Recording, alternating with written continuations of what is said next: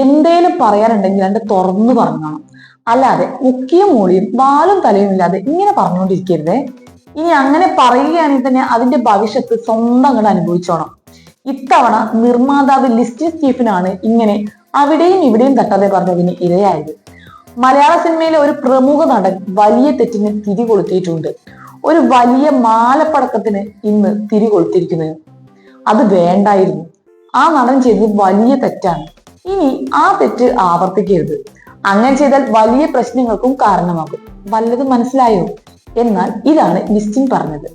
എന്തൊരു കഷ്ടാണെന്ന് നോക്കണേ. ആളുടെ പേരും മറ്റു കാര്യങ്ങളും ഒന്നും പറയാൻ കഴിയില്ലായിരുന്നെങ്കിൽ മിണ്ടാതിരുന്നാൽ പോരെ? എന്തിനാണ് ചുമ്മാ ഇരുന്ന് പൊല്ലാപ്പുണ്ടാക്കുന്നത്? ഇത് കേട്ട് ആരാധകരെല്ലാം കൂടി ഊഹിച്ചു വന്നപ്പോൾ നറുക്ക് വീണത് നമ്മുടെ നിവിൻ പോളിക്കാണ്. പിന്നെ ചാകരയായിരുന്നു.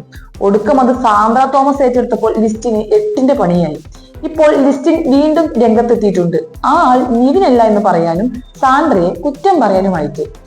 ഇനി ഇവന്മാരിത് ബോറടിക്കുമ്പോൾ നടത്തുന്ന വല്ല ഗെയിമും ആണോ എന്നാണ് പുതിയ ഡൗട്ട്.